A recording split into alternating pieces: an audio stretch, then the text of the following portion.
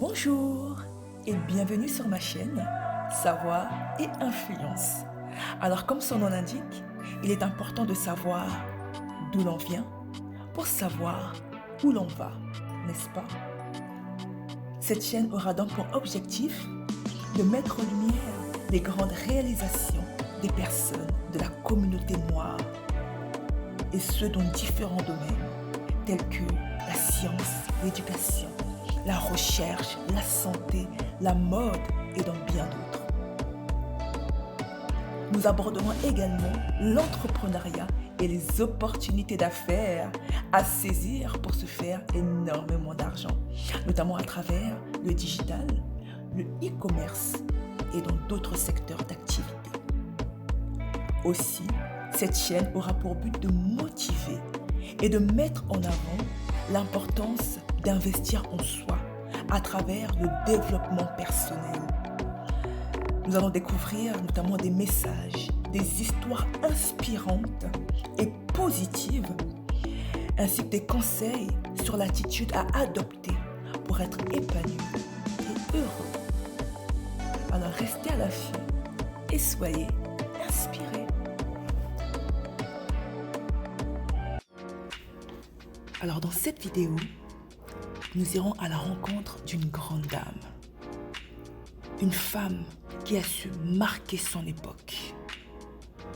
Autant par son leadership, par ses décisions d'affaires aguerries, que par sa philanthropie. Je vous présente Annie Turnbull Malone. Je vous raconte son histoire. Alors, avant Oprah Winfrey et Madame C.D. Walker, il y avait Annie Turnbull Malone. De son nom complet, Annie Minerva Turnbull Pope Malone était une entrepreneure et philanthrope afro-américaine du début du XXe siècle. Malone est enregistrée comme la première femme noire millionnaire des États-Unis sur la base de rapports de 14 millions de dollars d'actifs détenus en 1920 par ses entreprises de beauté et de cosmétiques, dont le siège social est localisé à Saint-Louis et à Chicago. Le 9 août 1869, Robert Turnbull et Isabella Cook devinrent les parents d'Annie, née à Metropolis, dans l'Illinois. Annie a fréquenté l'école dans l'Illinois où elle a fait son apprentissage avec sa sœur en tant que coiffeuse. C'est en 1889 que Malone avait développé ses propres produits pour le cuir chevelu et les cheveux qu'elle démontrait et vendait à partir d'un buggy, qui est un véhicule léger tout-terrain, en se déplaçant dans tout l'Illinois. En 1902, la croissance des affaires de Malone l'a amené à Saint-Louis, dans le Missouri, qui, à l'époque, abritait la 4e plus grande population d'Afro-Américains.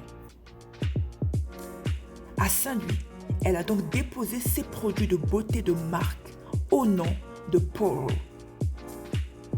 Puis, en 1914, lors d'un mariage à Saint-Louis, Annie Turnbull Malone épousa le directeur de l'école, Aaron Eugene Malone. C'est en 1917 qu'Annie Turnbull Malone ouvre les portes du Poro College, une université de beauté qui a ensuite été fréquentée par Madame C.D. Walker. L'école aurait diplômé environ 75 000 agents dans le monde, y compris dans les Caraïbes. En 1930, la première année complète de la Grande Dépression, Malone avait quitté le Missouri après avoir divorcé de son deuxième époux et s'était installée dans le quartier sud de Chicago. Annie Turnbull Malone, en plus d'être une femme d'affaires exemplaire, était une grande philanthrope. En effet, de 1919 à 1943, Malone a été présidente du conseil d'administration du St. Louis Colored Orphans Home, dédié aux orphelins. Elle avait fait don des premiers $10 000 pour construire le nouveau bâtiment de l'orphelinat en 1919. Au cours des années 1920, la philanthropie de Malone comprenait le financement de l'éducation de 2 étudiants à plein temps dans chaque collège et université historiquement noirs.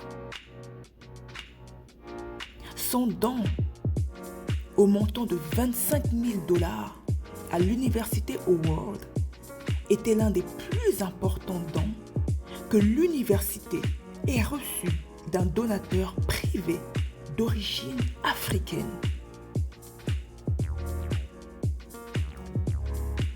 Malheureusement, le 10 mai 1957, Annie Turnbull Malone a dû être soignée pour un accident vasculaire cérébral au Providence Hospital de Chicago, où elle décède. Au moment de sa mort, les écoles de beauté Powell étaient en activité dans plus de 30 villes américaines. La ville de Saint-Louis honore sa mémoire avec le Annie Malone Children and Family Service Center, dont la mission est d'améliorer la qualité de vie des enfants, des familles, des personnes âgées de la communauté en fournissant des services sociaux, des programmes éducatifs, des activités de plaidoyer et d'entrepreneuriat. On peut dire que cette grande dame est une femme qui a compris très tôt l'importance d'avoir une communauté solidaire et puissante. En effet, Annie Turnbull Malone a compris la signification du nous. Ensemble, en investissant dans des infrastructures, des systèmes éducatifs, entreprises, des associations de la communauté noire.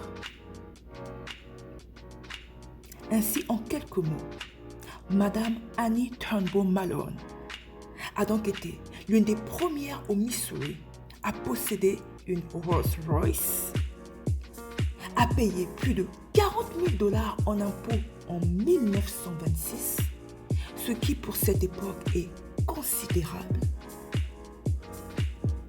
Elle a également possédé tout un pâté de maisons à Chicago. La philanthropie d'Annie était légendaire. Elle a donné des bagues en diamant après qu'un employé ait atteint 5 ans de service. Elle a également donné des récompenses en espèces pour les comptes d'épargne et les achats de maisons de ses employés. Son objectif était de les motiver et de les pousser encore plus loin et encore plus haut. Elle a également formé plus de 75 000 femmes entrepreneurs. Et compte parmi ses élèves Madame C.D. Walker, qu'elle a formée afin qu'elle devienne un agent Powell de sa marque de cosmétiques. Ainsi, selon moi, la série Netflix Self-Made, qui raconte le parcours de Madame C.D. Walker, ne rend pas du tout hommage à cette grande dame, entrepreneur, philanthrope, Annie Turnbull Malone. Merci d'avoir regardé la vidéo.